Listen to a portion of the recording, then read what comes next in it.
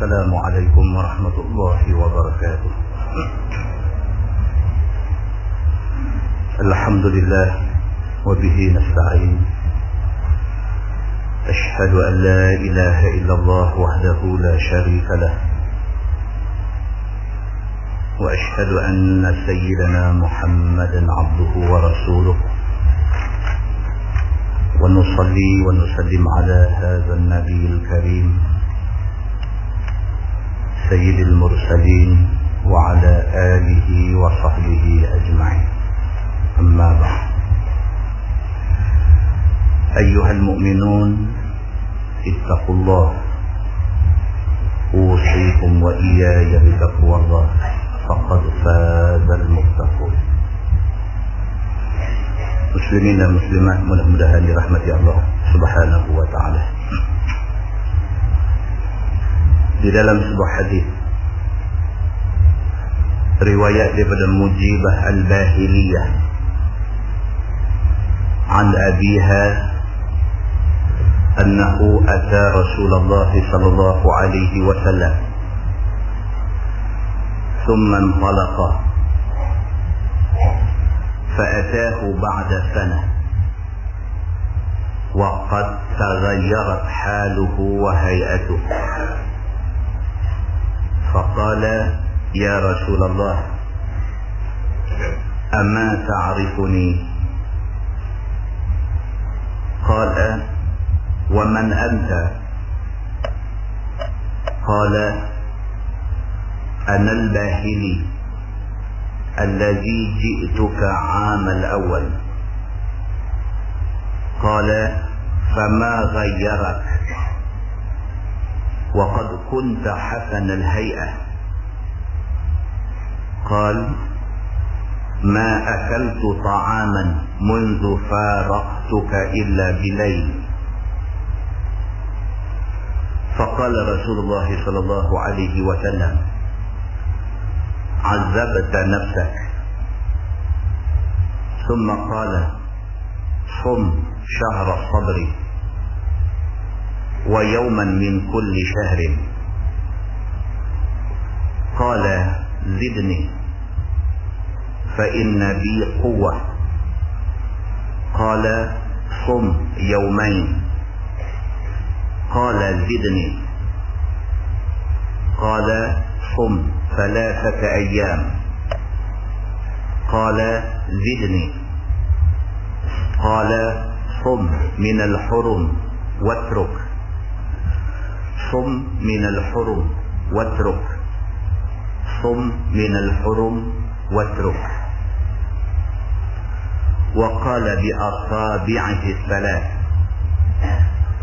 فضمها ثم أرسلها، atau kama qala, hadis riwayat Imam Abu Dawud. Daripada Mujibah Al-Bahiliyah, dia ni satu perempuan. Dia kata an abiha, dia ambil hadis ni daripada bapa dia. Mujibah ni dengar hadis ni daripada bapa dia yang dikenali dengan nama Al-Bahili. أنه أتى رسول الله صلى الله عليه وسلم ثم انطلق. Bapa dia Al-Bahili ini dijumpa Nabi sallallahu alaihi wasallam. Lepas jumpa Nabi, bersembang, tanya khabar, cakap 2-3 benda, dia pun pergi. Fa'atahu ba'da sanah. Tahun lepas tu dia mai pula jumpa Nabi. Waqad taghayyarat haluhu wa hay'atuhu. Bila dia mai, nampak belai, nampak berubah. Tahun lepas dengan tahun ni tak serupa. Keadaan dia, kalau dulu gemuk, lah ni kurus. Kalau dulu nampak ceria, lah ni nampak macam orang sakit. Tahun lepas dia jumpa Nabi, keadaan dia macam lain. Selepas tahun dia jumpa pula, keadaan dia langsung lain. Langsung jadi lain. Faqala: ya Rasulullah, amma ta'rifuni? Bila Al-Bahili ni mai jumpa Nabi setahun kemudian, Nabi tak kenal dia. Dia kata dekat Nabi, ya Rasulullah, amma ta'rifuni? Dia kata, ya Rasulullah, tak kenal aku ke? Bila dia mai, dia nampak Nabi macam tak kenal dia. Maka dia tanya Nabi, ya Rasulullah, amma ta'rifuni? Tak kenal dah ke aku ni? Qala, wa man anta? Nabi tanya dia, hang ni siapa? Nabi tak kenal sungguh. Padahal dia dulu sahabat Nabi. Cuma tak jumpa Nabi setahun. Lepas setahun mai jumpa, Nabi tak kenal dia. Dan dia tahu Nabi tak kenal dia. Dia tanya Nabi, tak kenal dah ke? Nabi kata, man anta? Kamu ni siapa? Qala, annal bahili allazi ji'tuka 'amal awal. Dia kata, aku Al-Bahili. Last sekali jumpa baru tahun lepas aja. Dia kata dekat Nabi, aku ni Al-Bahili. Tahun lepas baru jumpa. Last sekali jumpa tahun lepas. Takkan dah tak kenal dah. Qala, Nabi kata, fama ghayyarak? Nabi kata, apa sebab hang berubah sangat ni? Apa benda yang menyebabkan kamu berubah ni? Wa qad kunta hasanal hay'ah. Nabi kata dulu, tahun lepas aja, rupa hang okey. Hasanal hay'ah, rupa hang elok. Tahun lepas nampak bertubuh elok. Tahun lepas nampak badan berisi. Tahun lepas nampak lain. Ni awak nampak teruk sangat ni. Macam tu. Qala, ma akaltu ta'aman munzu faraqtuka illa bilayl. Dia kata, ya Rasulullah, last kali jumpa tahun lepas, hek-hek tu, bahasa kita lah.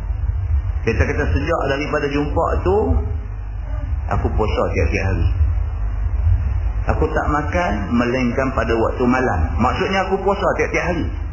Maknanya apa tuan-tuan? Tahun lepas dia jumpa Nabi, adalah satu benda Nabi cakap kat dia, dia sudah main semangat. Tahun lepas dia jumpa Nabi, adalah satu benda Nabi cakap kat dia, suruh lipat gandakan ibadah ke, Nabi cakap kat dia suruh kita ni banyak buat bekal akhirat ke apa. Ada benda yang Nabi cakap tu yang menyebabkan dia lepas jumpa Nabi tahun lepas tu, dia puasa tiap-tiap hari. Dia kata sejak daripada jumpa tuan tahun lepas, dia kata dekat Nabi, aku tak makan waktu siang, melainkan aku makan malam aja. Maknanya aku puasa tiap-tiap hari. Itu maksud dia. Faqala Rasulullah sallallahu alaihi wasallam. Nabi kata ke dia, Nabi kata, azabta nafsak. Nabi kata, hang ni seksa diri. Nabi kata kat dia, kalau macam tu yang hang buat, hang ni azab diri sendiri, hang seksa diri hang sendiri. Puasa sampai tiap-tiap hari, sampai badan jadi macam ni, sampai kurus kering, sampai nampak macam penyakit apa agak ni, hang betul-betul azabta nafsak. Hang telah seksa diri hang sendiri. Summa qala, kemudian Nabi kata ke dia, sum syahr sabri. Nabi kata puasa ni bulan Sabak saja, yang ni bulan Ramadan saja. Nabi kata kat dia, puasa yang wajib ni, puasa yang fardu ni, puasa yang kalau tak buat jadi berdosa ni, puasa Ramadan saja. Nabi kata, wa yawman min kulli syahrin. Kalau hang jenis kuat sikit, ambil sehari, puasa sunat sebulan. Nabi kata kat dia, puasa yang fardu, puasa yang wajib ni, puasa Ramadan saja. Nabi kata, hak lain tak wajib. Kalau hang rasa hang kuat, ambil sehari sebulan. Ambillah mana-mana hari Isnin ke, ambillah mana-mana hari Khamis ke, ambil sehari sebulan. Ambillah sehari dalam sebulan, sama ada nak ambil tengah bulan ke apa ke semua, ambil sehari sebulan. Nabi kata kat dia, cukup. Qala zidni fa inna bi quwwah. Dia kata dekat Nabi, dia kata, ya Rasulullah, zidni, tambah sikit. Dia kata, sehari sebulan ni nampak lekeh sangat, karan kuat. Nabi bagi nasihat ke dia tu, Nabi kira padan dengan dia,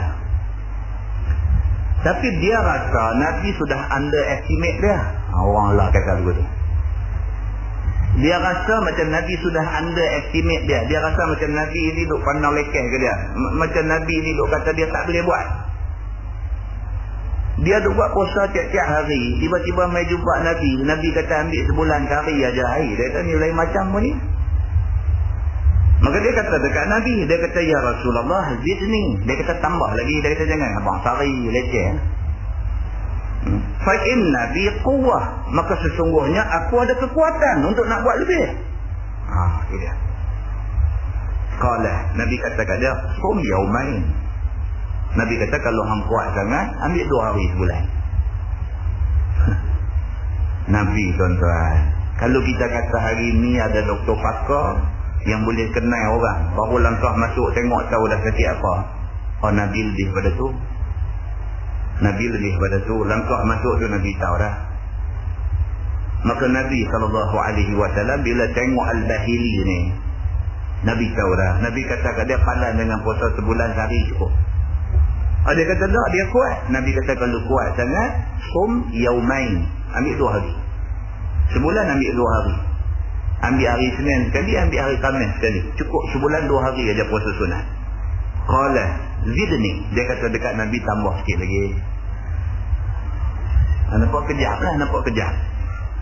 Kan? Dia kata zidni. Dia kata ya Rasulullah jangan doa abang sehari, jangan doa abang 2 hari. Tambah sikit lagi. Qala, Nabi kata dekat dia sum 3 ayyam. Nabi kata okeylah lah macam ni lah. Kalau hang berasa kuat sangat, ambil 3 hari sebulan. Ambil 3 hari sebulan. Qala zidni. Dia kata kat Nabi, jangan doa abang sehari, 2 hari, 3 hari ni bukan standard saya. Jangan doa abang sehari, 2 hari, 3 hari. Dia kata tak apa cantik. Zidni, tambah lagi. Dia kata setahun dah aku puasa tiap-tiap hari. Kata nak suruh abang sebulan 3 hari puasa. Tak, jom dengar. Macam tu. Qala, Nabi kata sum minal hurum watruk. Sum minal hurum watruk. Sum minal hurum watruk. Nabi kata lah macam ni lah. Nabi ulang 3 kali.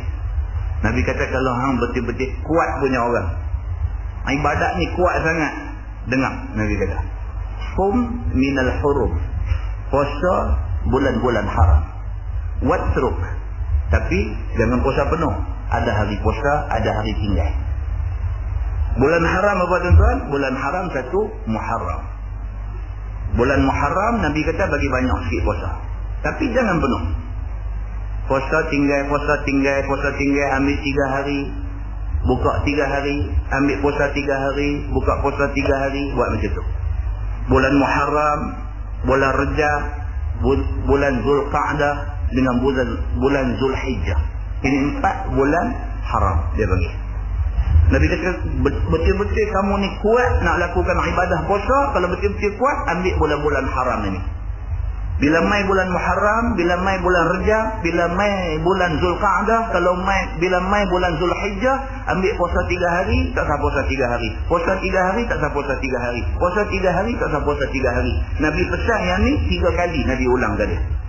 Maknanya apa tuan-tuan? Maknanya Nabi nak bubuh full stop. Nabi nak bubuh titik. Tak usah doa abang kata tambah-tambah apa tak mau dah. Nabi habaq tadi 3 kali. Nabi kata ambil bulan-bulan haram ini, perbanyakkan puasa dalam bulan-bulan ni. Tapi jangan puasa penuh. Nabi kata puasa 3 hari, buka 3 hari. Puasa 3 hari, buka 3 hari.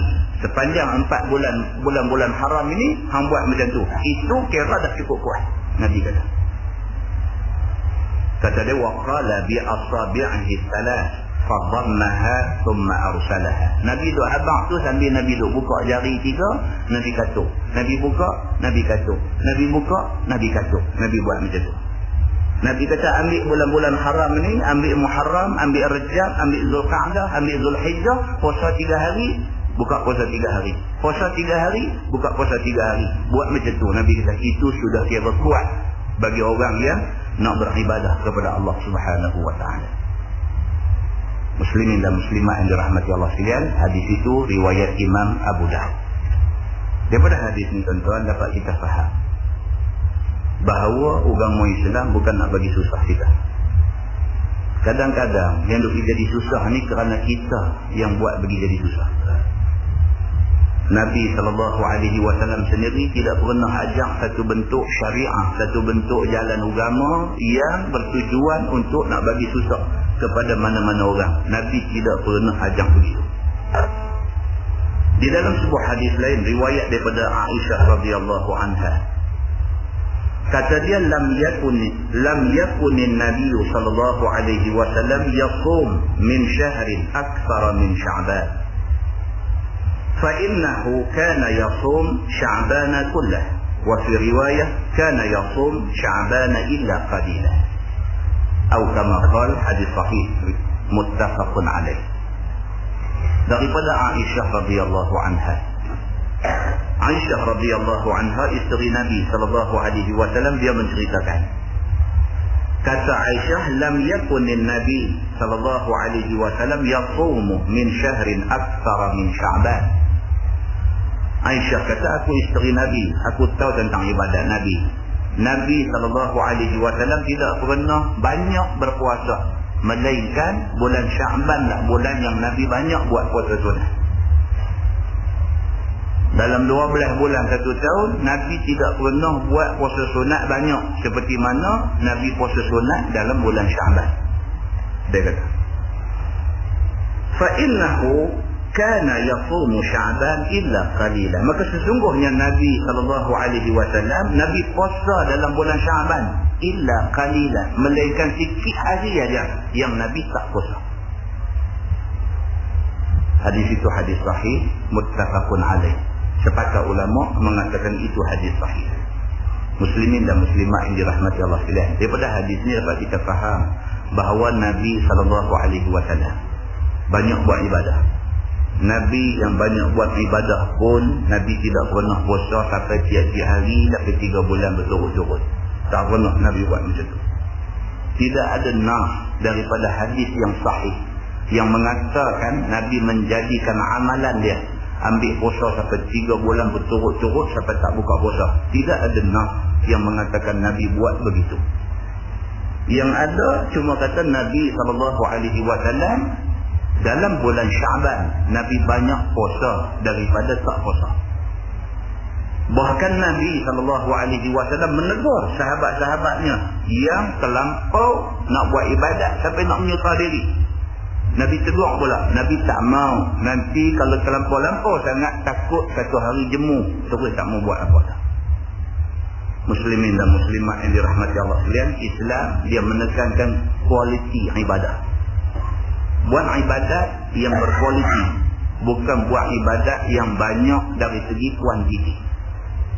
Bagaimana yang kata Islam menekankan kualiti? Di dalam sebuah hadis riwayat daripada Abi Hurairah radhiyallahu anhu, kata dia, qala Rasulullah sallallahu alaihi wasallam, "Idza kana yawmu shaumi ahadikum fala yarfud wa la yafkhar fa inna sabba fa in sabbahu ahadun aw qatalahu falyaqul inni sha'im."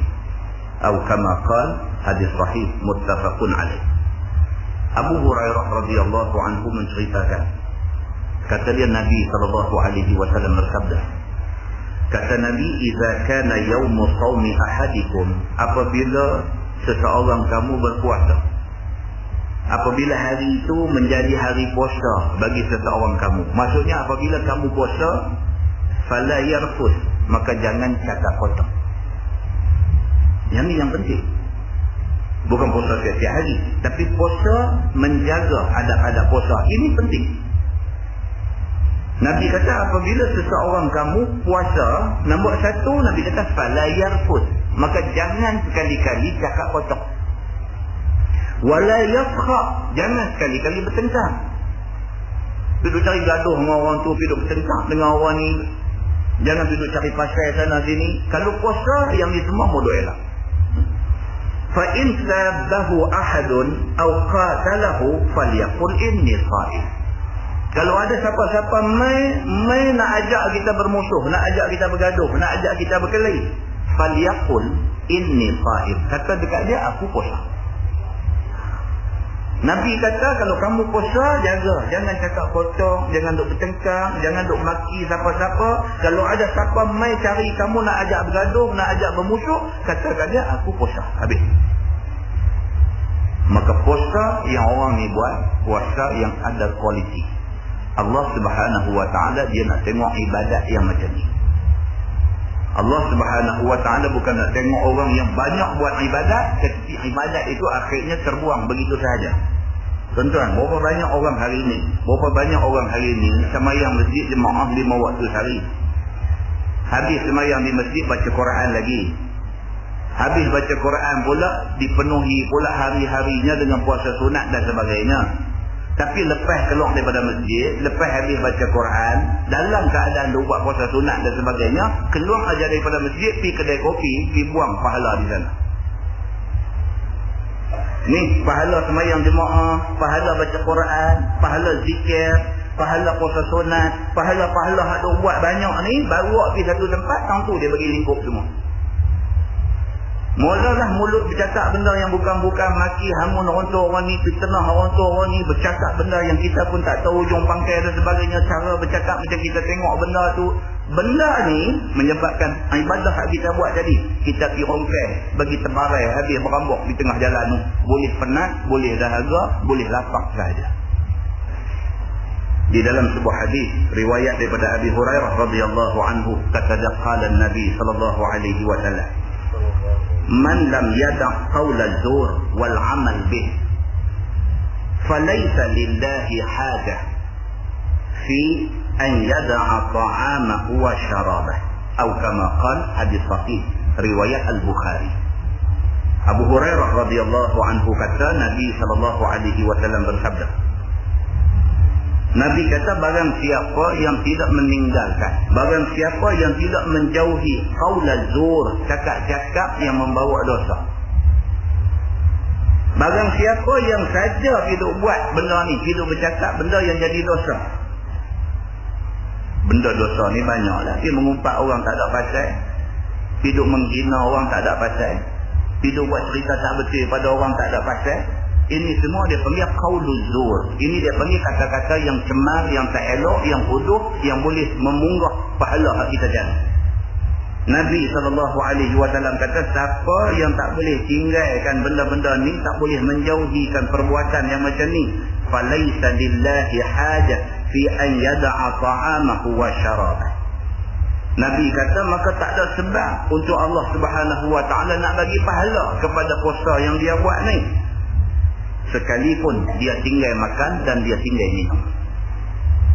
Dia tak makan, dia tak minum kerana dia puasa. Tuhan kata tak ada sebab aku nak bagi pahala dekat dia ni.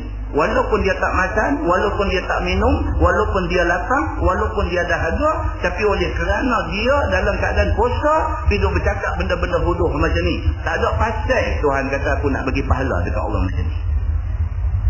Muslimin dan muslimat yang dirahmati Allah sekalian, puasa sampai 3 bulan berturut-turut, tapi benda ni tak boleh buang. Pahala yang dia buat masa puasa ni, pahala tu pergi buang kerana tak boleh nak jaga adab ketika berpuasa. Muslimin dan muslimat yang dirahmati Allah sekalian, di dalam sebuah hadis riwayat daripada Abi Hurairah radhiyallahu anhu, kata dia, anna Nabi sallallahu alaihi wasallam qala, kafa bil mar'i kadhiban an yuhadditha bi kulli ma sami'a, atau kama qala, hadis sahih riwayat Imam Muslim. Abu Hurairah radhiyallahu anhu kata Nabi sallallahu alaihi wasallam bersabda, Nabi kata, kafa bil mar'i kadhiban, memadai, cukup untuk dianggap satu orang ni pembohong. Nabi kata satu orang tu kita boleh kata dia ni pembohong, an yuhadditha bi kulli ma sami'a, apabila dia bercakap benda yang dia dengar, dia cukup untuk kita kata pembohong. Tuan-tuan, 24 jam satu hari, berapa banyak benda kita dengar? Adakah semua benda yang orang duk bercakap yang kita dengar tu betul? Itu satu soal lain. 24 jam sehari, macam-macam benda ni duk main telinga kita ni. Orang tu cerita macam ni, orang ni cerita macam ni, orang ni cakap macam ni, kau ni cakap macam ni. Semua benda tu main ke telinga kita. Adakah semua benda yang kita dengar tu betul semua? Kalau kita dengar, kita pula pergi bawa benda tu cerita ke orang, Nabi kata cukup untuk dia anggap dia ni kazibah, cukup untuk dia anggap dia ni satu orang yang berbohong. Kadang-kadang tuan-tuan, ni dalam masyarakat akhir zaman ni, kadang-kadang 10 benda kita dengar, nak cari satu hak betul pun tak ada. Kadang-kadang macam tu. Tapi cara orang main cerita kat kita ni macam betul. Rupa-rupanya tak betul. Kita pula pergi tolong sebar pula benda tu. Benda yang tak betul. Yang akibat daripada menyebarkan benda tak betul ni, ada orang yang ditimpa musibah. Maka orang yang macam ni, Nabi SAW kata, kafa bil mar'i kazibah. Cukup untuk dianggap dia berbohong.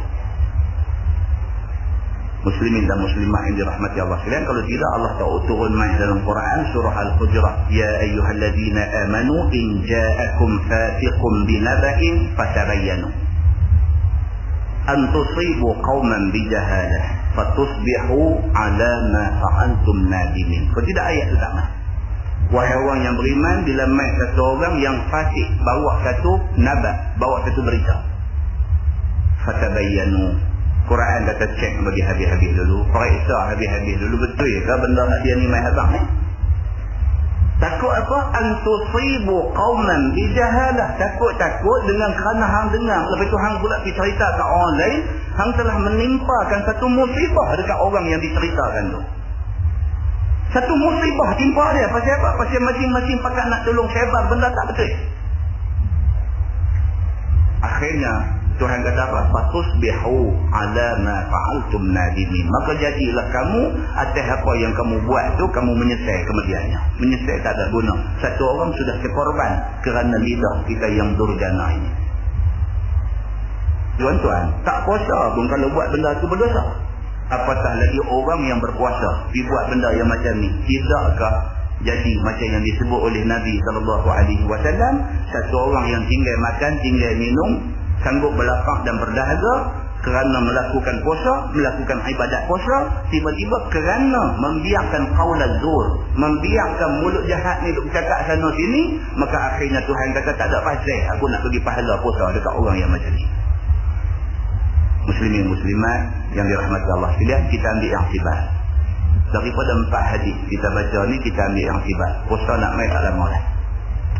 Puasa kali ni biar bagi cantik punya puasa. Banyak kali dah, nak sampai umur kita malam ini dah berapa puluh kali dah kita lalu bulan Ramadan puasa. Berkualiti dah puasa kita lepas-lepas. Tuhan terima ke tak puasa kita lepas-lepas? Muhasabah balik, tengok balik hadis-hadis Nabi ni, takut. Hak nak main ni stres. Ni hak nak main lagi berapa hari lagi ni stres. Sebulan ni jadikan macam kita masuk satu madrasah, satu sekolah, kita duduk di dalam disiplin yang ada di sekolah tu. Bercakap benda kosong, bercakap benda tak betul, bercakap benda yang membawa fitnah, dosa dan sebagainya sama. Baca Quran bagi banyak, zikir bagi banyak, cakap yang perlu. Mudah-mudahan puasa kita kali ini betul-betul membawa makna kepada kita dan kita dapat melihat hasil dia di akhirat nanti insya-Allah. Nah, mudah-mudahan mukadimah itu memberi manfaat kepada kita semua. Kita menggunakan Bahrul Mazi jilid 18. Bahrul Mazi jilid 18 muka surat 21. Muka surat 21. Kita masuk bab majaa fi sifati jima'i ahli jannah. Iaitu bab yang datang pada menyatakan sifat bersetubuh isi-isi syurga dengan perempuan-perempuan. Malam ni dia nak bagi tahu dekat kita, di antara nikmat yang disediakan di dalam syurga itu ialah nikmat jima'. Kata dia, ketahuilah saudaraku, bermula jima' isteri itu satu sedap yang dikurniakan Tuhan. Dia kata yang ni nikmat Tuhan bagi dekat manusia. Tuan-tuan bayangkan orang yang tak dapat nikmat ni, sanggup pergi boros bayar sampai ribu-ribu. Pasal Tuhan tak bagi nikmat ni, sanggup buang duit sampai ribu-ribu pergi mengurut. Sedangkan orang lain Tuhan bagi nikmat ni, tak gaduh nak mengurut, tak gaduh nak apa, bini sampai nak lari turun ke tanah. Nikmat Tuhan bagi ke dia. Maka dia bagi tahu, dia kata bermula jima' isteri itu satu sedar yang dikurniakan Allah. Itu dia abang dulu. Maka ialah kesudahan kepada kesukaan berkahwin. Kemuncak kepada menikah yang ni. Kemuncak kepada menikah yang ni lah. Selain daripada kita mau kebahagiaan, selain daripada kita mau kerukunan rumah tangga, selain daripada kita mau melihat anak-anak membesar di depan mata sebagai anak yang soleh, selain daripada tu, hak ni tak boleh dinafikan. Hak ni tak boleh nafi. Kalau hak ni tak ada, bini boleh lari. Kalau hak ni tak ada, bini boleh lari. Zaman Nabi SAW jadi benda ni. Hadis cerita seorang juga. Zaman Nabi SAW jadi benda ni. Ada satu orang perempuan yang suaminya ada masalah tentang benda ni. Dia pergi jumpa Nabi SAW mengadu ke Nabi tentang masalah ni.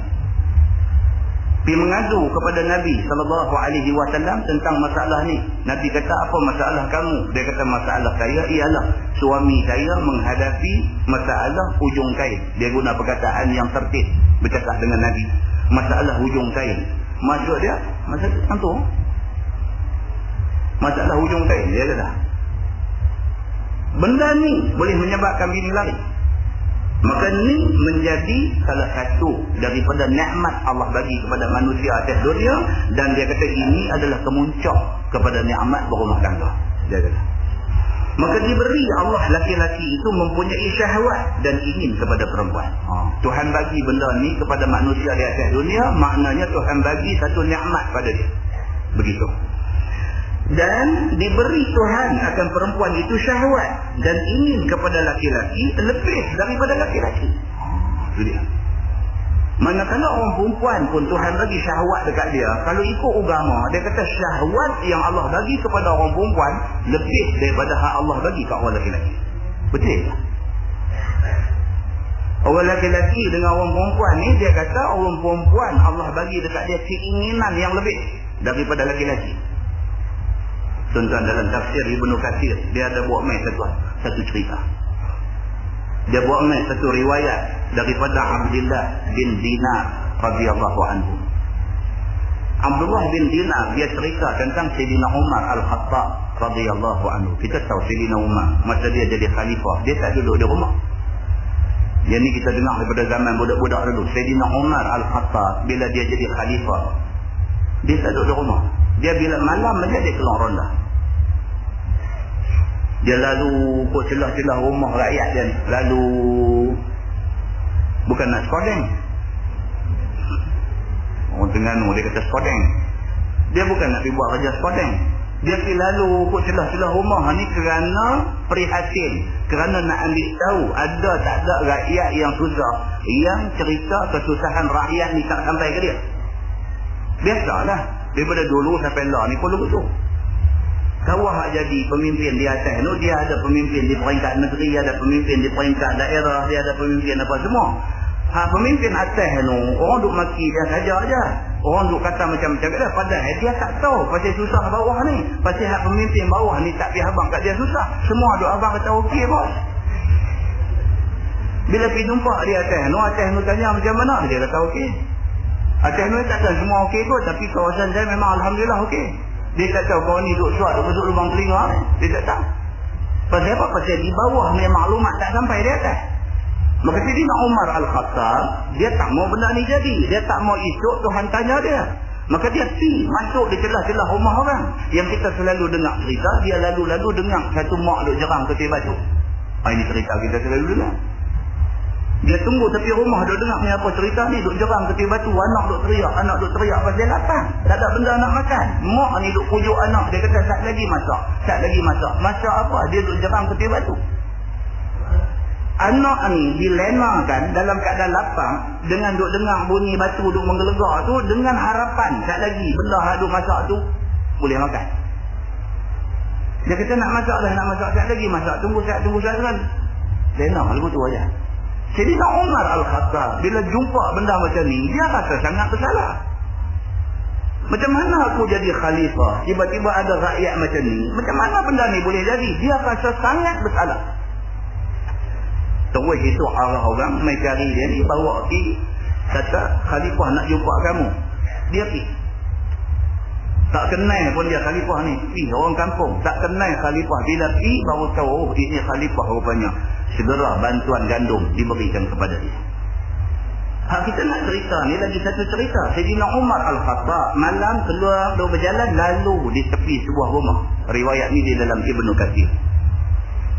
Lalu di tepi sebuah rumah dengar satu perempuan tu bersyair dalam rumah tu. Perempuan tu kata taqa wala hadzal lail waswadda janibuh. Perempuan tu dua syair. Wa arraqani alla khalila ula'ibu. Fa wallahi laula Allahu anni uraqibu la jarraka min hadha sarir jawanibu. Perempuan itu syair macam tu. Dia kata tapa wala hadzal lail. Dia kata panjang malam ni. Dia kata malam ni rasa tawil. Malam ni rasa macam lambat nak main siang. Malam ni berasa lama sangat. Perempuan duduk kata begitu. Waswadda janibuh. Sedangkan keliling-keliling semua dah gelap gelemat. Nak pergi mana pun tak boleh. Wa arraqani alla khalila ula'ibuh. Dia kata sedangkan aku tak boleh tidur kerana tak ada orang nak buat main, nak buat bergurau dengan aku. Tak boleh lena tuan-tuan. Kan? Bukan kata lelaki-lelaki, perempuan pun sama. Kadang-kadang bila dia ada kemahuan tu, tak boleh lena. Pusing kiri, pusing kanan, apa. Tak boleh bangkit duduk atas kaki. Tak kena pergi duduk ujung kaki. Tak kena sepak kaki. Tak boleh lena. Dalam riwayat ni dia cerita. Perempuan ni dia kata, dia kata tapa wala hadzal lail. Dia kata malam ni rasa panjang, lambat nak siang.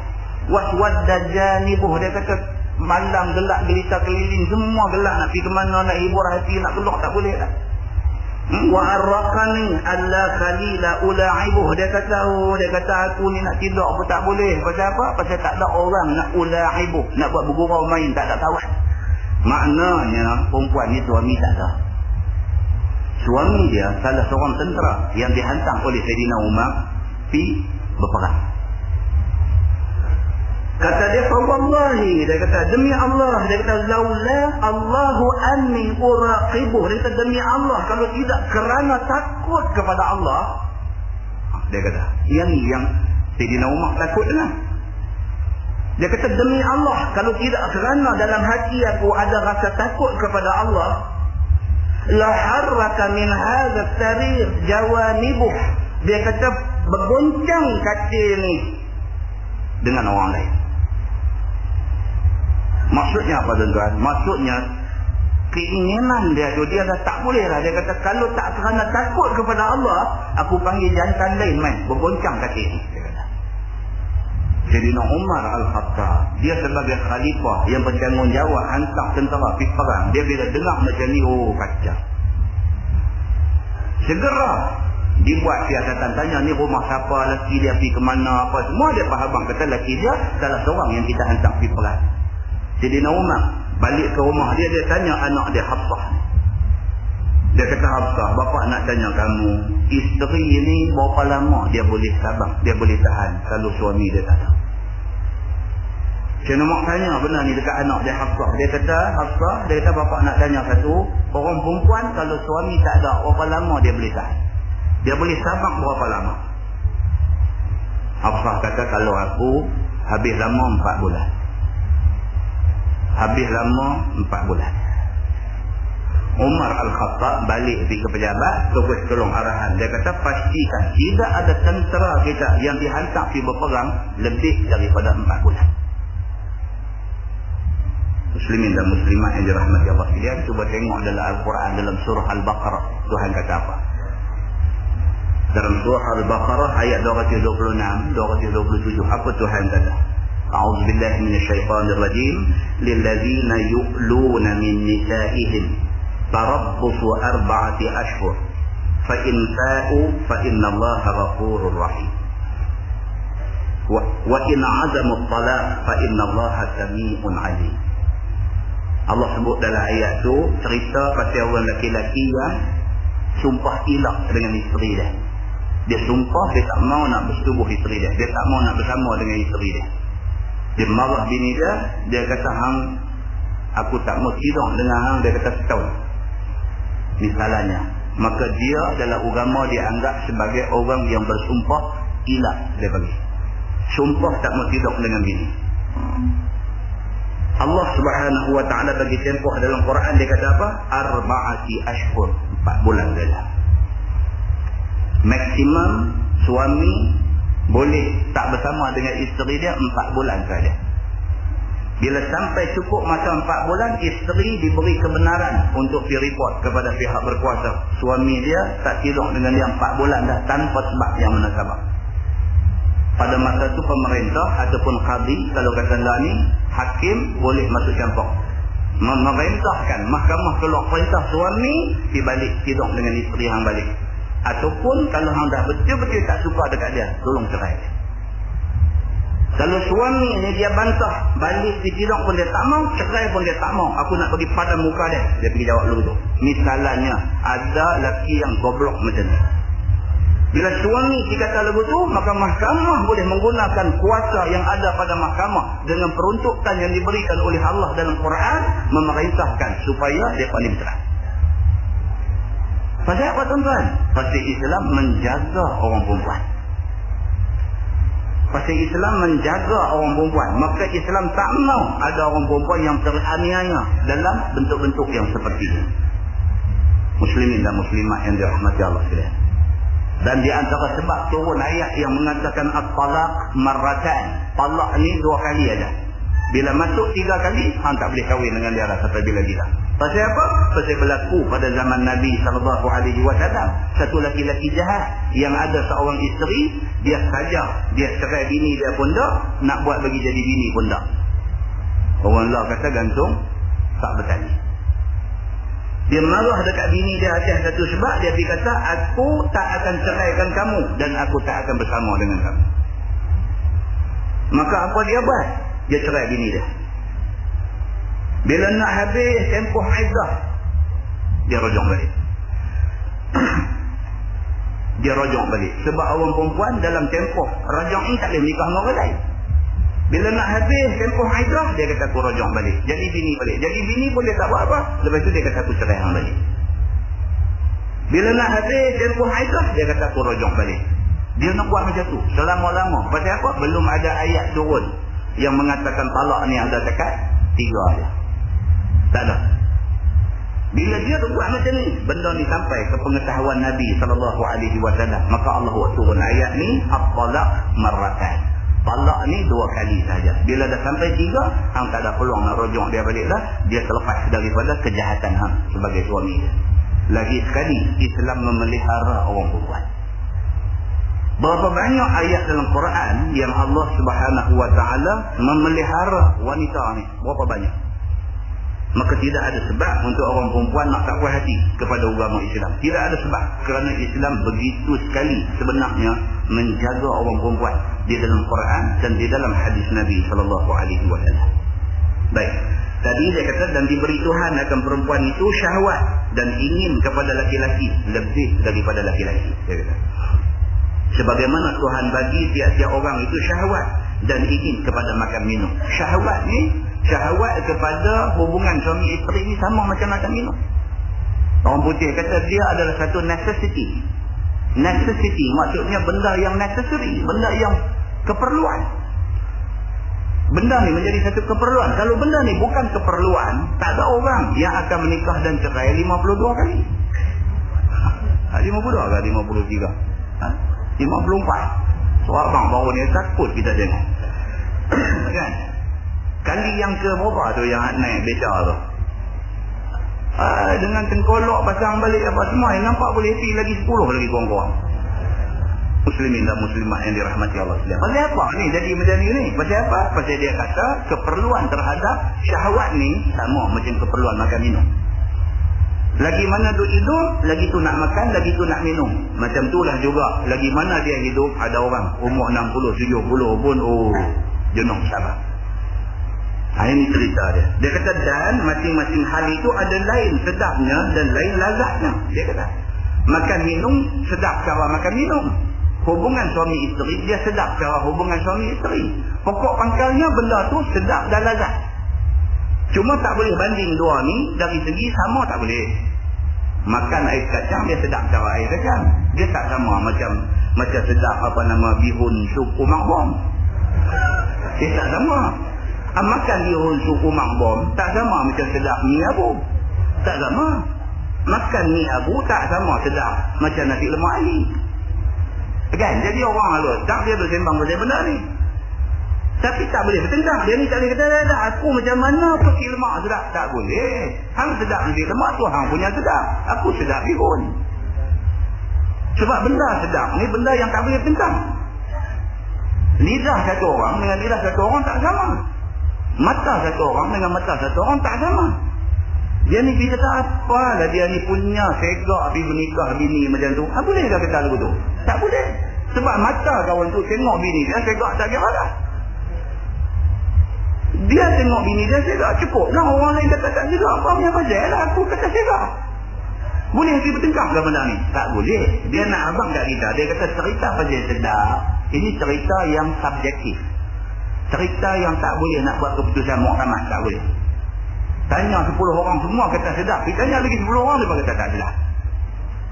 Itu ceritanya. Jadi soal ni, apapun sedap, lazat ni semua adalah nikmat yang Allah bagi kepada manusia. Macam mana cara satu orang nak sedap dengan satu orang nak sedap, masing-masing cara. Begitu dia kata. Bahkan lazat jima' itu lazat yang megah dan lazat yang tak habis-habis sukacita manusia. Dia kata tapi lazat jima' ni dia kata lain macam. Nak cerita pun tak habis. Dia macam tu. Dia kata dengan kerana itu tiada Tuhan luputkan daripada hambanya, maka lazat jima' itu satu daripada balasan amal ibadah dia. Kerana benda tu sedap, maka akhirat itu ada balasan yang Tuhan bagi kepada orang yang masuk surga ni, balasan dalam bentuk dia dapat sedap jima' ni. Itu cerita dia. Dan dia kata balasan taatnya akan Allah Subhanahu Wa Taala di dalam dunia sebagai nak menghargai ketaatan dia kepada Allah dalam dunia, maka di sana itu Tuhan balas nikmat yang bentuk macam ni. Maka dikurniakan Tuhan di akhirat kelak bermain-main dengan perempuan. Dia di akhirat itu di antara bentuk balasan baik yang Tuhan bagi dekat orang yang baik-baik ni ialah dia dapat bidadari di dalam syurga, dan jima' lebih kuat daripada main dan jima'nya dalam dunia. Dan di sana itu dia main power lain macam. Di sana itu di hari akhirat itu dia punya kuat loh lain macam. Tuhan bagi kat dia kekuatan yang macam ni, dan dikurniakan syahwat itu dengan berganda-ganda. Dia kata Tuhan bagi pula, tak gaduh tungkat ali apa ni, ginseng apa ni. Tak ada benda ni pun Tuhan dah bagi cukup dekat aku. Macam ni punya balasan Tuhan bagi di sana itu.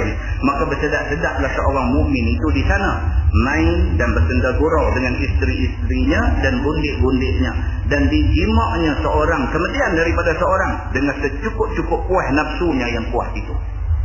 Dia tak payah hurai apa. Dengar cakap tu pun kita dah faham macam mana Tuhan nak balas di sana itu. Dia kata bermula dalil yang menunjukkan atas kuat nafsu satu orang di dalam syurga itu ialah hadis yang dikeluarkan oleh Imam At-Tirmizi. Benda ni hadis, tuan-tuan. Benda ni hadis. Jangan ada siapa pula dengar apa tajuk Madani Kahut. Ini hadis Nabi. Tuan-tuan, Aisyah radhiyallahu anha pernah sebut satu sahabat perempuan. Satu sahabat perempuan dia jumpa Nabi, mai tanya tentang benda-benda macam ni. Satu sahabat perempuan mai jumpa Nabi. Dia kata, ya Rasulullah, nak tanya satu soalan. Dia kata orang perempuan bila dia mencapai kemuncak syahwat dia, ada telung ayak tak macam orang lelaki? Dia mai tanya benda tu dekat Nabi. Aisyah radhiyallahu anha, isteri Nabi, ni hadis sahih riwayat Imam Muslim. Aisyah radhiyallahu anha bila dengar perempuan ni mai tanya lagu tu, marah. Dia kata hang boleh tanya benda macam ni dekat Nabi. Pasal apa? Pasal Aisyah beranggapan ini benda yang terlalu confidential, benda yang terlalu sulit. Hang satu orang perempuan yang bukan isteri Nabi apa mai tanya macam ni dekat Nabi. Mungkin ada satu orang pula berpendapat apa kotor ni soalan mai tanya. Tapi Nabi kata apa? Nabi marah balik Aisyah. Pasal apa hang duduk larang dia? Ilmu dia tak kira punya benda ni. Kalau benda ni tak mau tanya, dia duduk dalam kejahilan dengan tak tahu apa. Maka banyak benda-benda yang serupa macam ni yang perlu kepada penjelasan, dan orang yang boleh menjelaskan ialah Nabi sallallahu alaihi wasallam. Maka tidak ada soal benda ni kotor, benda ni tak elok, benda ni tak boleh cakap, tak ada. Ini yang kita nak kena faham mula sekali. Benda ni adalah satu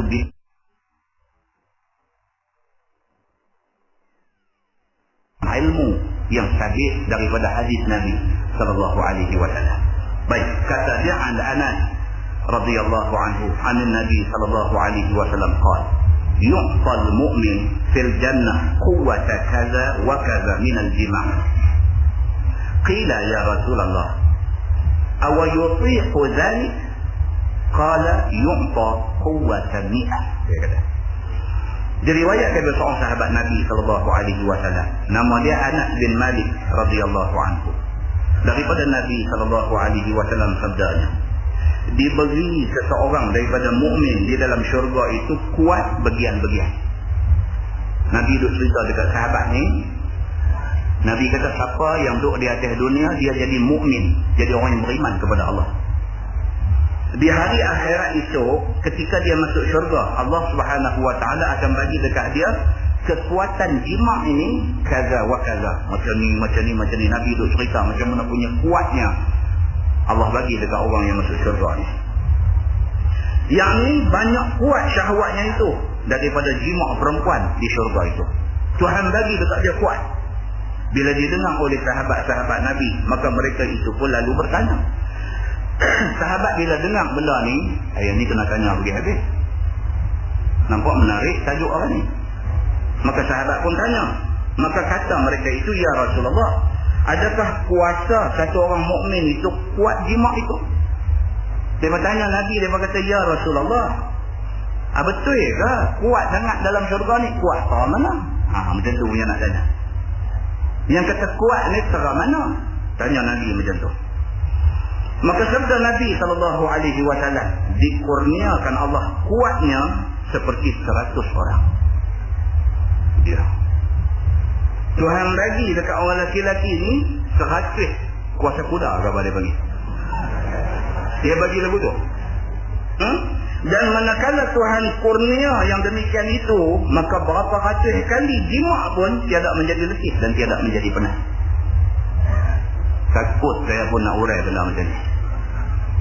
Tuan-tuan, masuk syurga, tengok macam mana yang kata Tuhan nak bagi, yang Nabi sebut yu'ta quwwatan mi'atin. Diberikan kepada orang yang masuk syurga ni kekuatan 100 kuasa kuda. Macam mana nak jadi ni?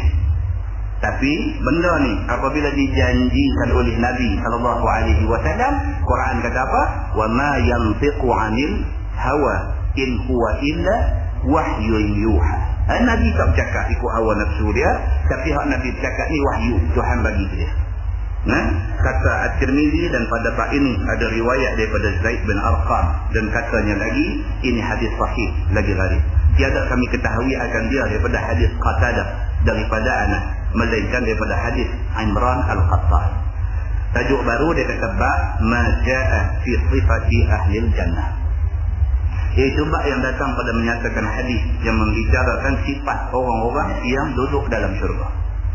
Orang yang duduk dalam syurga ni jadi lagu mana? Kalau kita mati umur 70, adakah kita bangkit esok di mahsyar, kita masuk syurga dalam keadaan umur mati kita? Kita masuk syurga umur 70. Adakah orang yang mati umur 18, dia dah akil baligh dah, umur 18 mati, adakah dia masuk syurga itu masuk dalam keadaan dia umur 18? Macam mana sifat orang yang masuk syurga? Ketahuilah saudaraku, orang-orang yang mendiami, yang tinggal dalam syurga itu tidak adalah sehabis-habis tinggi nisbah dan sukacita, nikmat dan sukacita tinggal di dalamnya. Tak tahu nak abang macam mana punya tingginya seronok, macam mana punya seronoknya ahli syurga ni, tak boleh nak cerita. Infinity, satu benda yang tak boleh habis. Seronok dia tak tahu macam mana. Satu ahli syurga yang Allah bagi kat dia nikmat yang bermacam-macam, dia duk rasa tak sangka lah Tuhan nak balas macam ni. Bagi dia apa hak dia dapat tu yang terbaik, lebih daripada yang dia sangka. Tiba-tiba Tuhan mai tanya dia, Tuhan kata, maukah aku nak bagi dekat kamu nikmat yang lebih daripada ni? Terkejut. Budak-budak Allah kata terkejut. Terkejut ni dengar ada lagi lebih daripada ni. Ni ada dapat ni pun Allahu Akbar. Kalau kata sujud syukur ni tak tahu nak abang macam mana punya sujud dah ada dapat ni. Hingga akan teringat apa Tuhan bagi, teringat apa Tuhan bagi, teringat apa Tuhan bagi. Macam tu punya duk dapat. Satu Tuhan mai abang tak dia hamba lagi. Dah aku nak bagi lagi yang lebih baik daripada hang duk dapat lah ni. Terkejut. Cuba tanya Tuhan, ada lagi kan yang lebih baik daripada ni? Tuhan kata ada. Mana boleh tak ada? Ada lagi. Maka dia kata di sini, dia kata tak kena abang. Macam mana punya tingginya nikmat yang Allah sediakan dalam syurga ni tak boleh cerita. Begitu dia kata. Dan tiada ada di sana itu melainkan bersuka-suka dan bersedap-sedap saja. Masuk syurga ni cerita nak relax.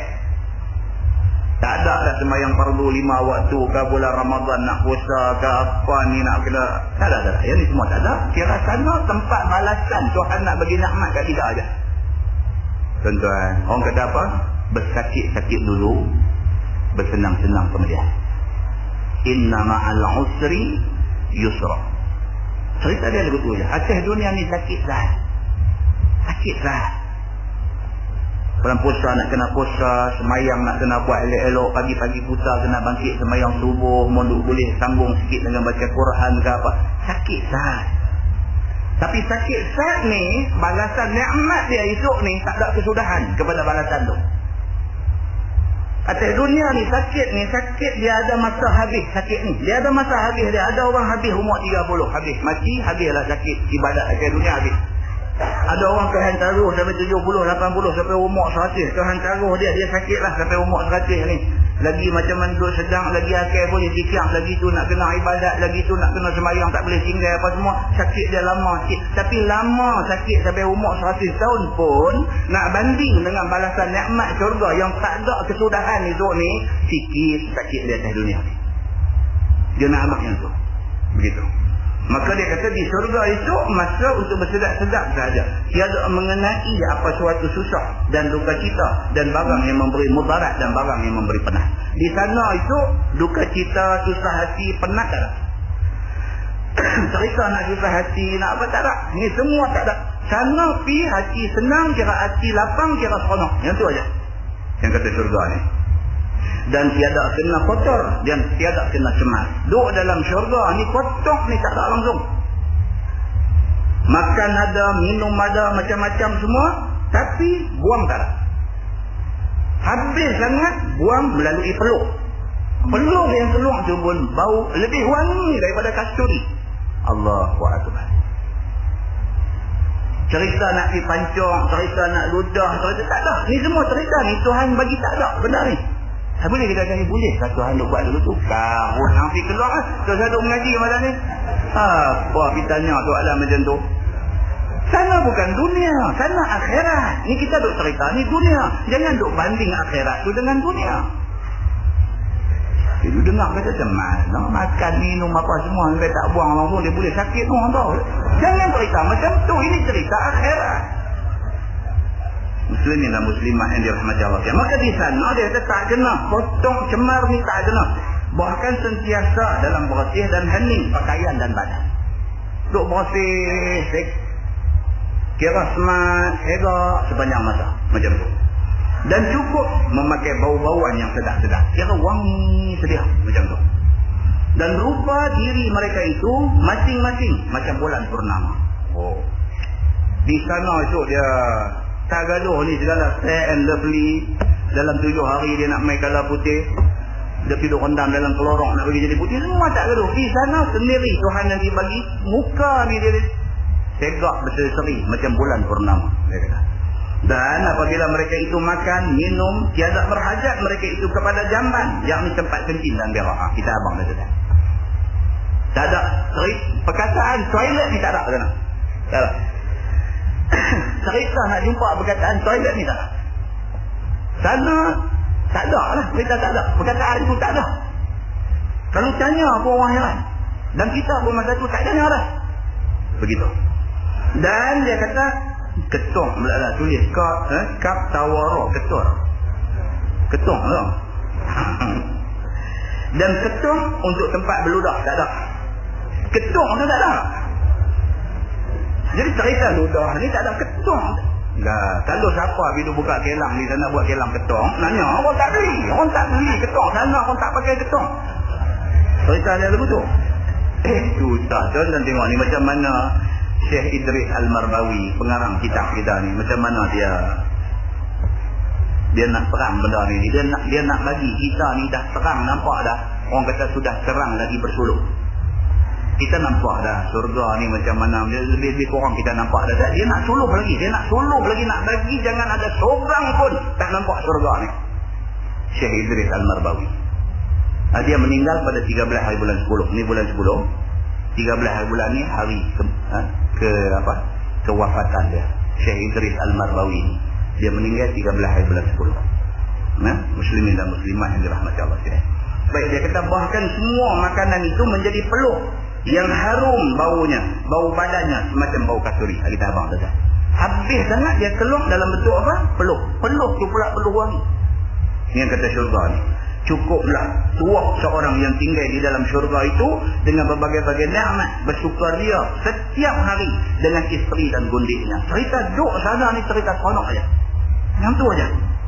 Maka sekalian yang tersebut itu dikhabarkan oleh Nabi SAW kepada kita. Sebagaimana tersebut dalam hadis yang dikeluarkan oleh Imam At-Tirmidzi. Inilah syok kita baca Bahrul Madi. Dia cerita, hadis dia buat main. Dia bukan cerita dongeng, bukan cerita tidur mimpi malam hari ni mai tulis kitab kan. Yang ni semua hak Nabi kata punya, dia habaq mai kat kita.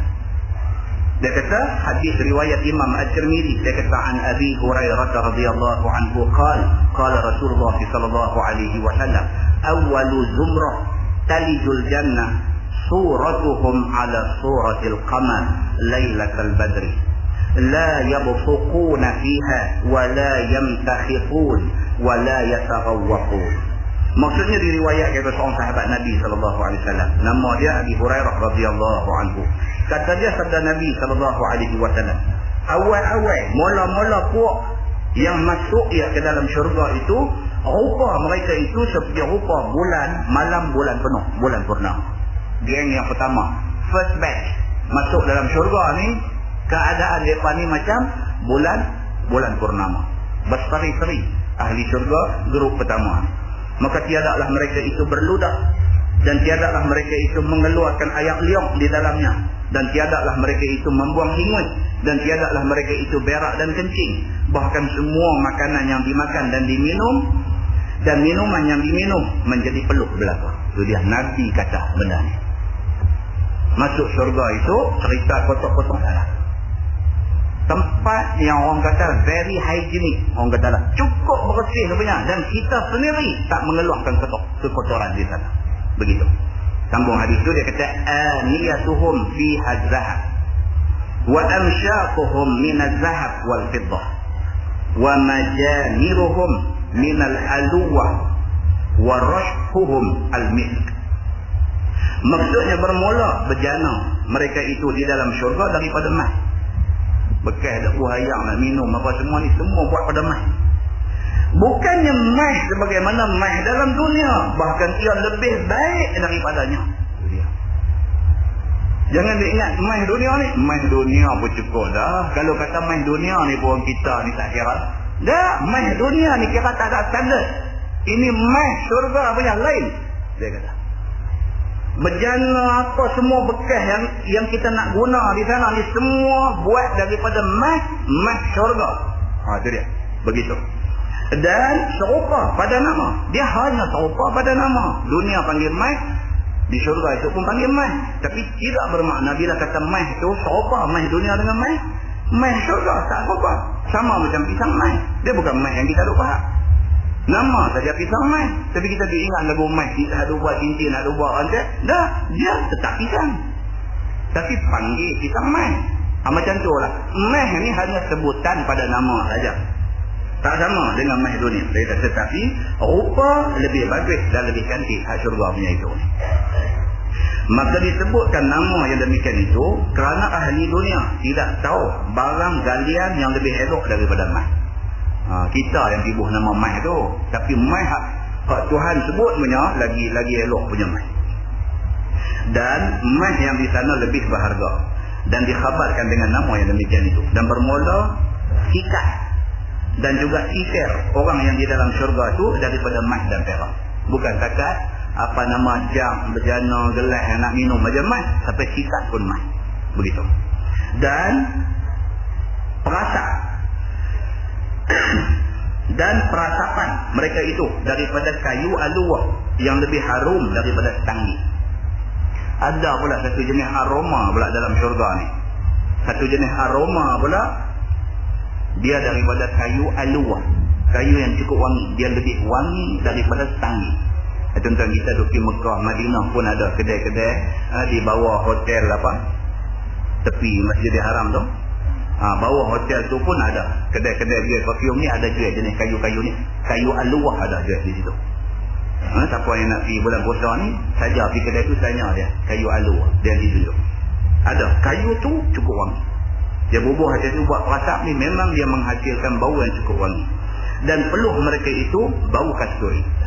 Ahli syurga peluh yang keluar bau kasturi. Wa likulli wahidin minhum zawjatan yura mukhu suqihim min wara'il lahmi min al-husni la ikhtilafa bainahum wa la tabaghut qulubuhum qalbu rajulin wahid yusabbihuna Allah bukratan wa ashiyah. Itu dia kata, dan tiap-tiap seorang daripada ahli yang masuk, yakni penghuni syurga itu, bagi mereka dua isteri, yakni lain daripada gundiknya.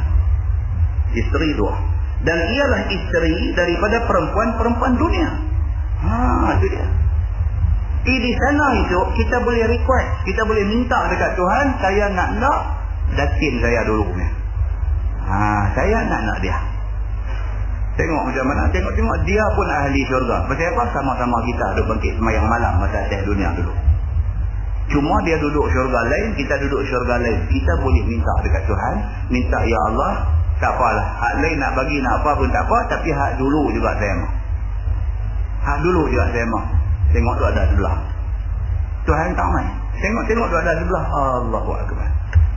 Tuan-tuan, hadis Nabi beritahu, dan baginya dua isteri, yakni daripada perempuan-perempuan dunia. Dia dapat. Dua isteri itu boleh dinampak otak tulang betisnya daripada luang daging, dari sebab segak dan cantiknya. Tuhan bagi jadi segak ni. Hak di atas dunia ni hidung satu macamnya, sana dia jadi lain macam. Hak di atas dunia ni nampak kulit pun gerhana sikit, sana dia duduk main cerah, terang benerang. Yang ni Tuhan nanti buat bagi. Tuhan nanti buat bagi, dia kata. Maka tidak ada berselisih fikiran antara segala isteri di dalam syurga itu. Dan walaupun mereka ni di atas dunia dulu katalah memang madu lah. Memang dua-dua ni madu. Suami satu. Di atas dunia ni adalah benda sikit sebanyak. Mana boleh buat hati semua.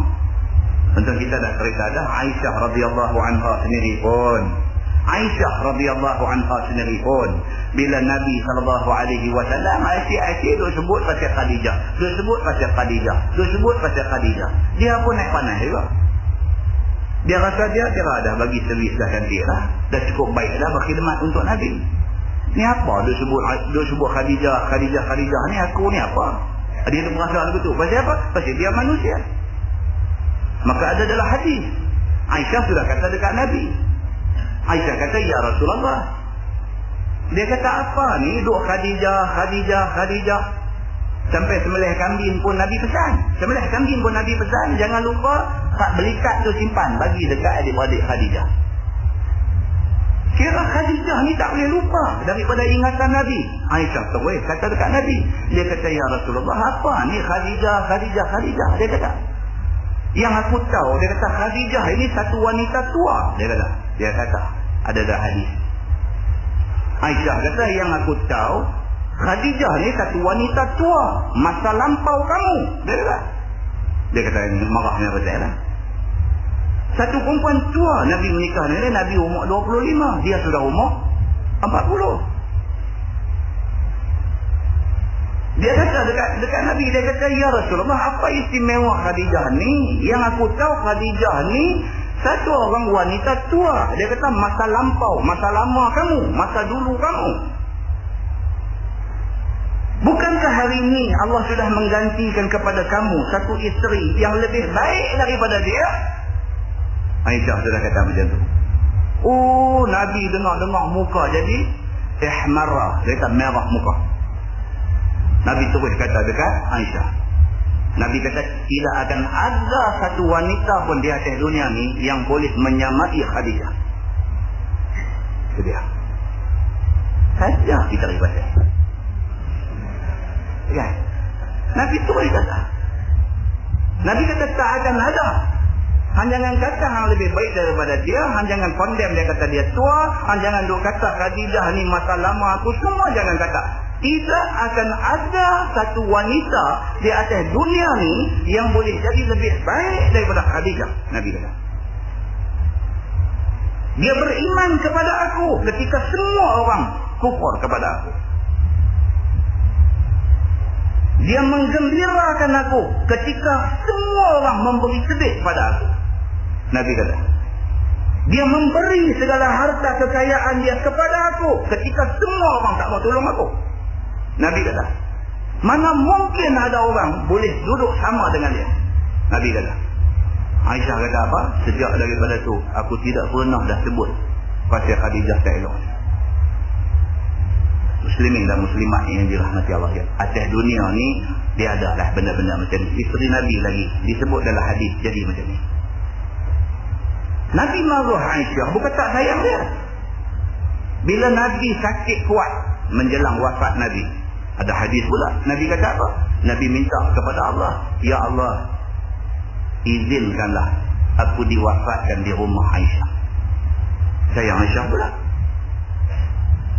Jadi Nabi SAW kata, ya Allah, aku boleh berlaku adil dalam hal-hal yang tertentu. Tapi ada benda yang aku tak boleh berlaku adil, maka ampunkan aku. Nabi boleh berlaku adil dalam soal pemberian. Nak bagi apa, duit ringgit ke pakaian, makan, minum, boleh berlaku adil. Tapi kasih sayang, tak boleh nak berlaku adil. Dia kok mana pun ada lah seberat ni lebih sikit. Macam kita dengan anak-anak kita lah. Nak buat contoh kita dengan isteri kita, tak boleh lah kita seorang aja. Kita dengan anak-anak kita ni. Dan duk ada tu sayang semua. Kita sayang semua. Tapi dalam hak semua tu ada seorang. Kira nak pergi Mekah kunci lemari tinggal kat dia. Kira lu tu. Sayang semua. Bukan kata tak sayang. Sayang semua. Tapi ada seorang. Kunci perbendaharaan ni bagi kat dia. Jaga dia. Awak tak bagi kat sulung? Awak tak bagi hak kat bongsu?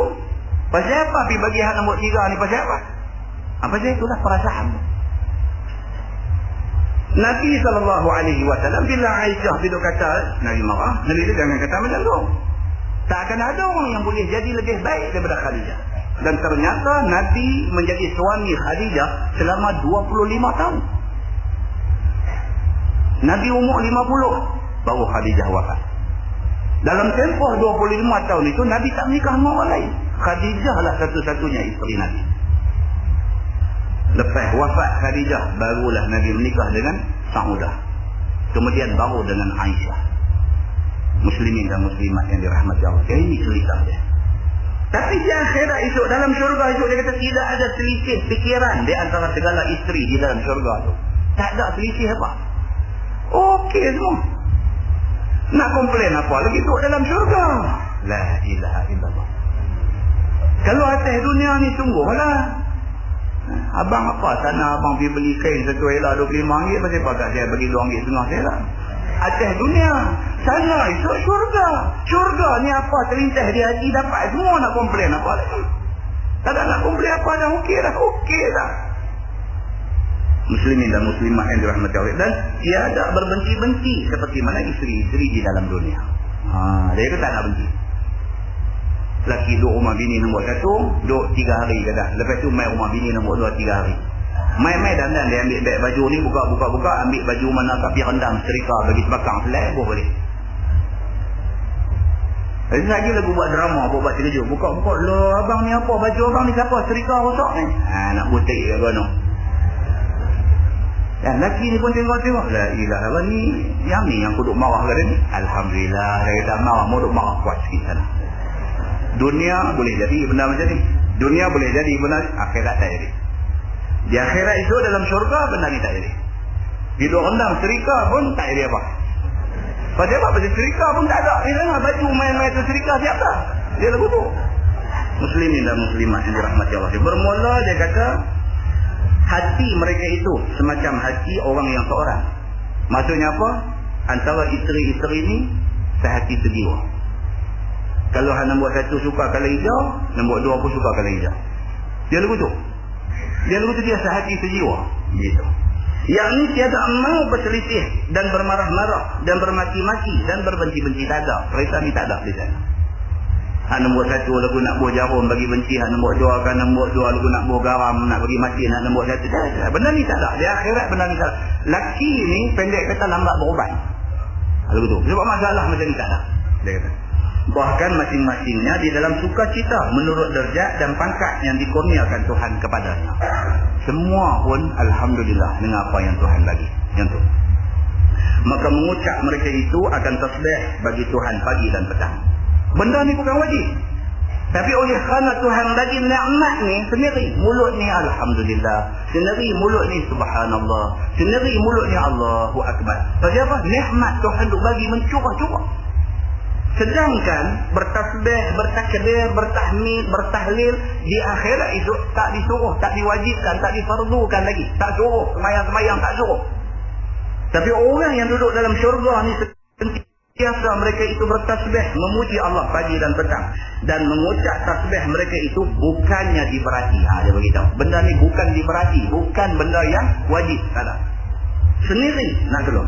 Bahkan ialah bersedak-sedak sahaja. Semacam orang yang bersedak-sedak sampai keluar masuk daripada badan. Macam mana kita duk menyawa ni lagu macam tu lah orang tu. Subhanallah, alhamdulillah macam tu. Sampai keluar masuk daripada badan. Macam mana kita duk menyawa ni lagu macam tu lah orang tu. Subhanallah, alhamdulillah macam tu. Kita duk menapis ni macam biasa, duk menapis. Macam itulah biasanya orang dalam syurga dengan mulut ni duk alhamdulillah, subhanallah, Allahu akbar macam tu.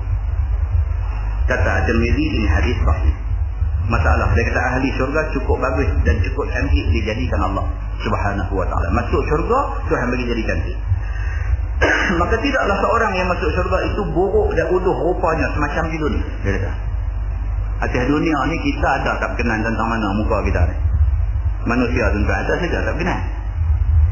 Tidur depan cermin tengok awak hidung besar ada. Tak puas hati dengan Tuhan bagi. Tengok. Awak telinga ni nampak dicapang lebih. Tak puas hati. Tengok pula Allah rambut di rumah kain-kain yang lemah semula. Awak tak jadi lurus je. Tak puas hati. Tuhan bagi tumbuh ni segala apa bau-bau jambang ni Allah dia kata tak larat nak beli pisau cukong lah dia kata. 2 hari yang naik macam buah kelulut. Kan? Oh dia kata leceh lah. Habis duit dengan duk beli pisau cukong. Dia tak puas hati. Tak tumbuh janggut ni pula pergi beli ubat habis pun lorong-lorong pasal malam apa semua tu. Mereka kata ada ubat ni kalau lumuk dia boleh naik. Dia beli lumuk ambil naik biru muka-muka sampai naik kuning jadi dari mana kan. Pasal apa? Pasal dia mau ni. Dia kata aku kalau naik ni nampak emas je. Tak puas hati. Manusia tuan-tuan. Yang kata manusia ni ada benda tak puas hati. Dia kata di akhirat itu masuk syurga tu Tuhan bagi tu puas hati. Kira tengok. Oh dia kata tengok juga aku ni dia betul. Kan alhamdulillah dia kata. Maka tidaklah jikalau orang itu elok di dunia masuk syurga dengan elok. Dan jika uduh dan buruk masuk syurga dengan uduh dan buruk. Tak, dia tak macam tu. Masuk sana semua Tuhan bagi jadi elok. Bahkan di sana Tuhan hilangkan segala rupa uduh pada masa di dunia ni. Dan cukup semua kejadian. Tidak ada yang pudung kaki, tidak ada yang pudung tangan, tidak ada yang buta mata, tidak ada yang pudung telinga, tidak ada yang rompong hidung, tidak ada yang belah bibir, dan tidak kelu, dan tidak uduh rupa muka, dan tidak buruk badan-badannya. Aib tak ada di sana. Aib tak ada. Di atas dunia ni dia ada satu penyakit, satu kawan cerita. Dia pergi jumpa, dia sakit kulit. Dia jadi macam mana kan di kulit jadi fungus. Lepas tu pergi jumpa doktor. Doktor ni pakar kulit. Dia pergi minta kawan tu pun abang lah pesan kat dia betul guni. Masa dia pesan tu jari dia buat tu tengok dia apa ada korak juga di tangan ni. Nak cerita kata manusia. Yang kata manusia ni tuan-tuan, kok mana pun ada aib dah. Tak elok macam mana lah. Aib tu ada. Cuma orang tahu, orang tak tahu. Jadi dia ni pula satu jenis orang kata mulut hediah ni. Jenis mulut kira tengok lu nak kata. Dia kata kat doktor tu tangan kenapa? La ilaha illallah. Tak sahlah pergi bagi orang malu tu. Dia kata tu tangan kenapa? Doktor ni kata saya pun yang ni tak tahu lah tu buat macam-macam tak mau nak baik. Dia kata doktor, tak boleh. Tuan-tuan, pakai jantung mati sakit jantung. Kan? Benda ni Tuhan bagi jadi bukan pasal nak bina dia dah. Tapi Tuhan nak bagi tahu manusia dengan sifat baharu dia ni.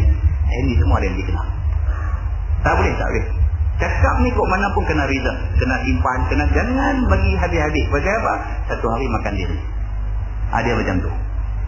Tak usah kata pandai macam mana, satu hari ada benda kita buat silap. Satu hari dia akan membuktikan juga bahawa kita manusia tak boleh lari daripada silap. Daripada al-khata' wan nisyan. Daripada tersilap dengan lupa ni tak boleh lari. Muslimin dan muslimat yang dirahmati Allah sekalian. Jadi di akhirat itu semua ni hilang habis. Segala rabik mulut, segala apa, semua ni hilang habis. Dia kata dan badan itu putih hening sampai nampak otak dalam tulang. Dia jadi putih, segak kulit ni tak tahu nak apa. Dan berpakaian kemegahan. Pakaian pun tak pernah pakai di atas dunia ni. Pakaian yang Allah bagi pakai di syurga. Dan berhias dengan pakaian emas seperti bergelang tangan. Dan bermahkota di atas kepala. Dia jadi lebu tu. Dengan gelang duk pakai 2-3 orang, dengan kepala pun dia bubuh satu mahkota apa macam tu punya Tuhan bagi. Maka tidaklah dapat kita nak merupakan keadaan cantik ahli syurga itu, kerana tiada suatu bandingan di dalam dunia ni. Nak cerita pun tak ada bandingan. Itu dia punya Tuhan nak bagi di dalam syurga itu.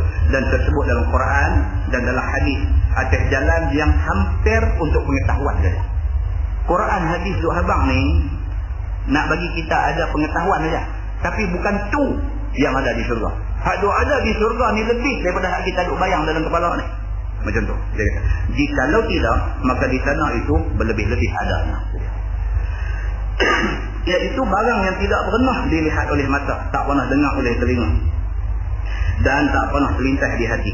Maka jikalau demikian itu, bagaimana kita nak memperikannya? Tak boleh. Duk fikir pun, hak duk main tu bukan yang tu, lebih pada tu.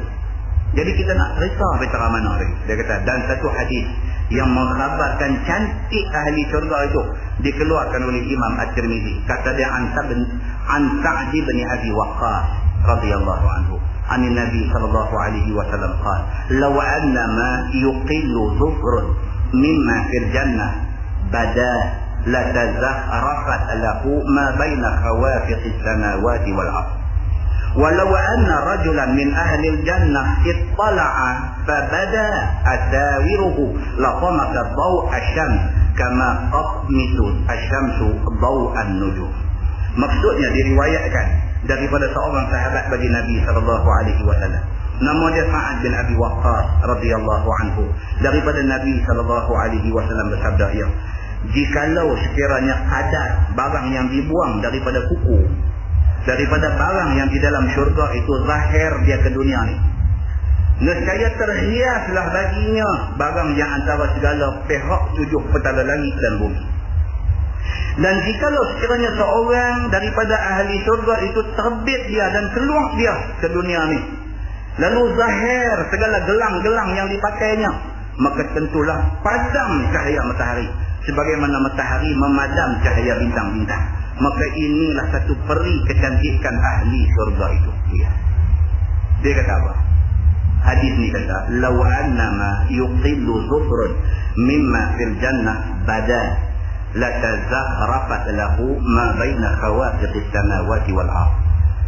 Kalau orang yang duduk dalam syurga tu potong kuku, kuku hak ahli syurga potong tu terlepas jatuh mai ke bumi ni, dia kata. Kuku yang terlepas jatuh mai ke bumi ni, kuku tu jadi hiasan kepada penduduk bumi. Nak bang ke mana? Ahli syurga ni bila dia dah masuk dalam syurga, apa yang Tuhan bagi kat badan dia ni Allah yang mengetahui. Kalau dia potong kuku dia, kuku hak dia potong tu lepas mai terjatuh mai ke dunia ni, katalah berlaku benda ni, kuku tu orang akan pakai berebut nak jadikan perhiasan yang paling berharga di atas muka bumi. Kuku tu. Begitu sekali hebat dia. Belum dia lempak naik topi dia lagi. Allahu Akbar. Belum dia lempak main sapu tangan dia kan, lempak main mahkota tu tak tahu nak abang. Kuku hak dia potong ni, kuku tu kalau terlepas main jatuh di atas dunia ni, ahli bumi ni berebut nak ambil buat perhiasan di atas bumi ni. Begitu Tuhan nak abang ke kita macam mana dahsyatnya anugerah yang Tuhan bagi kepada penduduk syurga. Dan jikalau sekiranya seorang daripada ahli syurga tu terbit dia dan keluar, kalaulah ada seorang ahli syurga ni terlepas keluar naik ke dunia ni, lalu zahir segala gelang ni hak tu pakai gelang-gelang di tangan ni semua, tentu padam cahaya matahari. Cahaya gelang tangan dia, cahaya muka dia yang kata bulan purnama ni, cahaya tu saja matahari terpadam. Semacam mana terpadamnya cahaya bintang apabila terbit matahari. Tuan-tuan, bintang dia ada itu. Ni hak kita tengok bintang waktu malam ni. Esok bila matahari naik, bintang dia ada di situ juga. Tapi tak nampak kelip dia. Pasal apa? Pasal cahaya matahari ni, dia lebih terang. Terlampau terangnya cahaya matahari ni, sampai bintang hilang kelip dia. Tak lagi bila matahari turun, dia main bulan, baru nak nampak bintang ada di situ. Bintang dia ada di situ, dia bukan pergi ke mana. Tapi kerana matahari ada, bintang terpadam.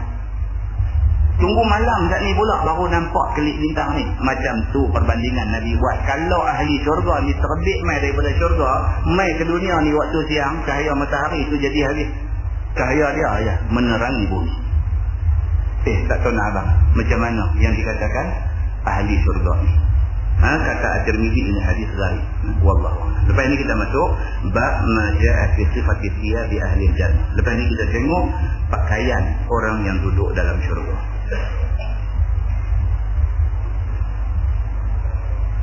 Di atas hadis ni kita tak sampai lagi pun.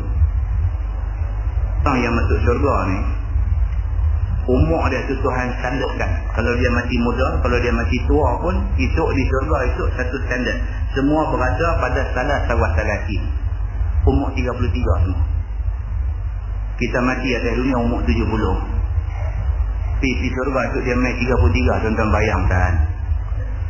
Umur 65, pergi menikah perempuan umur 30 pun dia jadi 25. Ni hak laki-laki umur 65 ni menikah perempuan umur 30.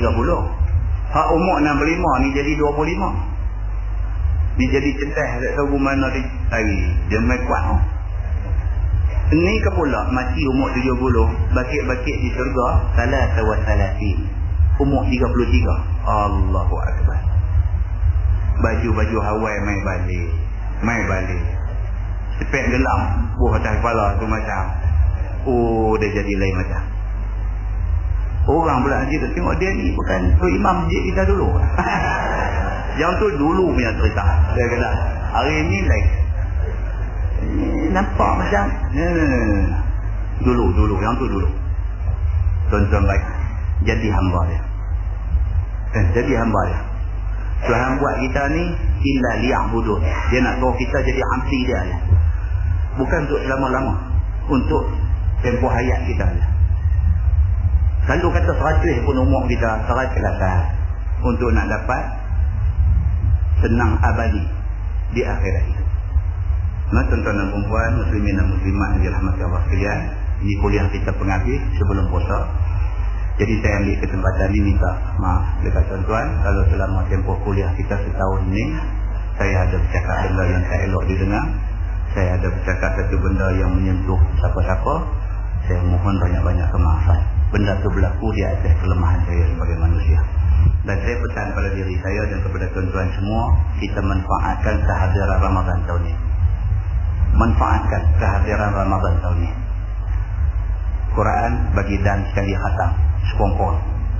Bagi dan sekali khatam, baca dan melihat maknanya. Bagi dan sekali. Baca dan melihat maknanya.